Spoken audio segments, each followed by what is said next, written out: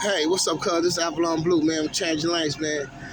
Today, I'm just giving you an introduction to who I am, so you know who you're talking to when you're on my page, so you know a little background about myself.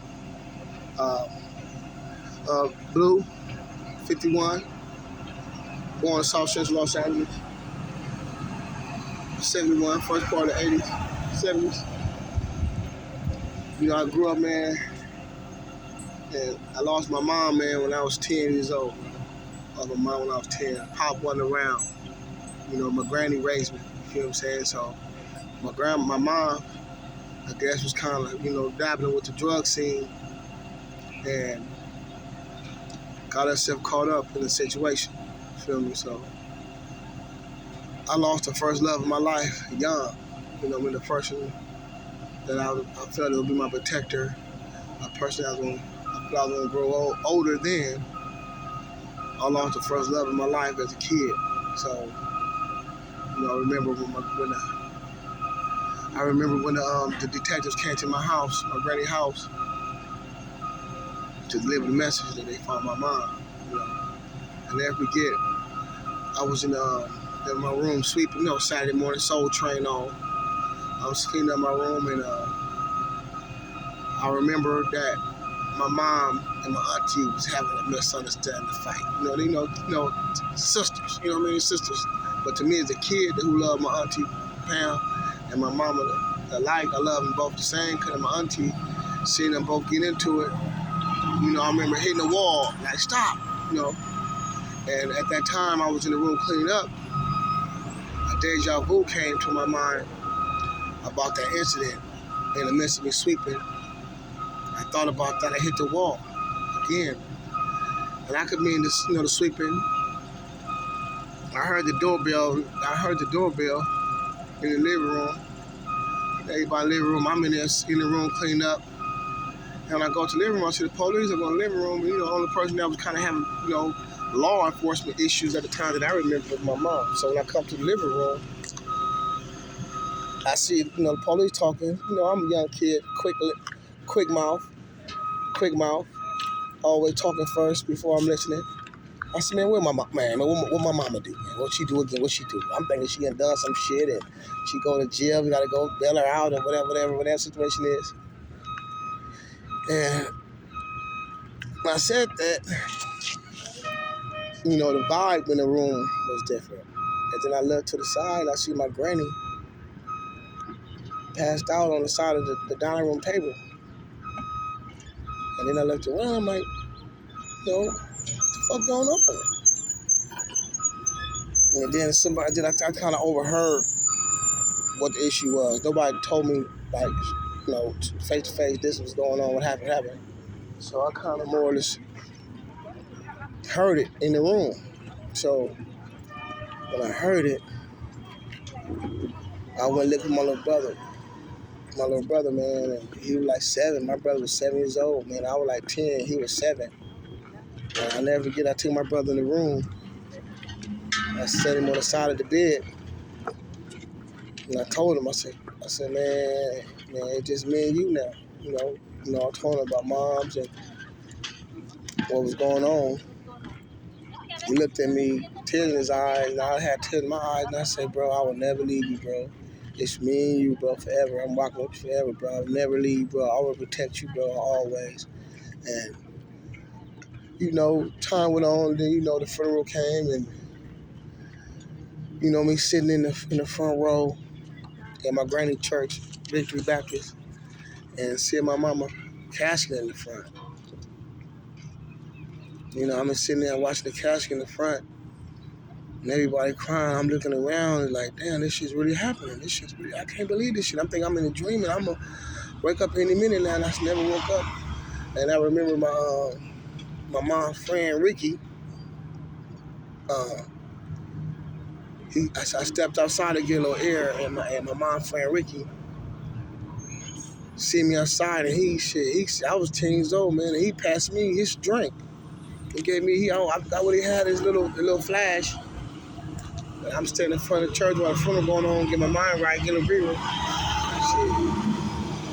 He passed me the flash of the drink. I hit the drink. At 10 years old, I hit the drink, man. And went back into the funeral and everything, and went through and everything, and never get, man, the repast was at my granny house, and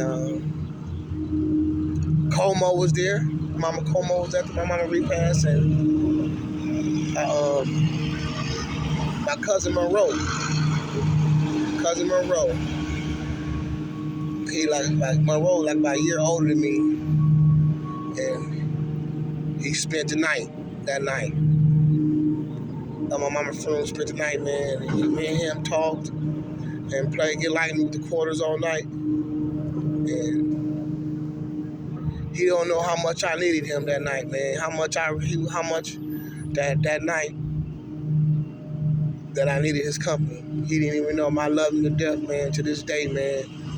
Because, you know, when you're in your darkest hour, man, when somebody flicker a light for you, bro, cherish that flicker. And he was there for me, man. Just a shoulder to lean on, somebody cry on that night, man. And as time went on, and after the funeral, everybody cleaned up the house and everything. It seemed like, to me, outside looking in, everybody was moving forward with life, and I was still stuck. Like, damn, man, you know, well, I'm like, something got to happen. We got to do something. My mama, you know, everybody was moving forward in life, dealing with their grieving in their own way. And I was sitting there stuck, like, damn, man, I ain't had no daddy, you know, and at that time, I want to say that's when my beef with God himself came into a play. Because in my heart, I feel that God cheated me. And I said, damn, God, I don't deserve to have no mama, no daddy. What did I do? What did me and my brother do not deserve to have our own mom and daddy? So, you know, my granny, she raised as best she could. She sent me to Holy Cross, Catholic school, junior high school, to make sure I had an education. But it was like a boomerang effect. You know, you go to private school, parents are more engaged with their kids, you know, because they're paying for it, and, you know, they're different style of parent. So that was just more like me outside looking in, like, damn, you know, people, you know, I'm walking to school, and people getting talked about their mom and their pops, and, you know, I was like having me keep looking in the mirror like I didn't have one. So I was traumatized by that, you know, and by the time I got to high school, I wanted to play sports and play football, but I knew in my heart, man, nobody was going to come see me. If I played, nobody was going to come see me. And plus, my granny was at the house taking care of, you know, the family by herself. She was a single parent, mama and grandma. I couldn't see myself asking my granny to give me more money. She already paid me to go to private school. She already got my brother, my cousin Nixie, and all my other little cousins, and her own responsibilities. She had so much on her shoulders, I couldn't see myself asking her to buy me no clicks and no pads and stuff for me to play football, man. Because not to say she might didn't have it, but I knew as a young man then, that she had a lot of responsibilities on her shoulders. So I didn't play no high school ball, man, because I didn't have no daddy at the house. I didn't feel I had that support that if I played, man, that I'll look in the stands and somebody would be there to come support me. So instead of me sending myself to another traumatizing situation, looking in the mirror, seeing everybody else with their mom and dads in the stand, I knew I didn't have that. So I didn't really move on it as fast as I should have, you know. So later on, you know, when the fellas started to kind of got on the streets and started the banging thing, going to the park and meeting the other fellas that had different types of trauma in their lives. And we all kind of had a common ground on that, hey man, our houses is not, you know, really functional to us. And we didn't, you know, we found out that's how we kind of, traumatized people deal with traumatized people. You know, we flock together. So that's what you're talking to, a person that has trauma in his life. And I got more stories. That's just an introduction on how my trauma began. Growing out without no parents, no really solid hand to hand, day to day interaction with somebody who loves you and was supposed to show you through life. So I'm a trauma survivor. So that is my story on how my trauma started by me losing my parents and not having no parents, and dealing with people who had parents. So that is how I'm coming.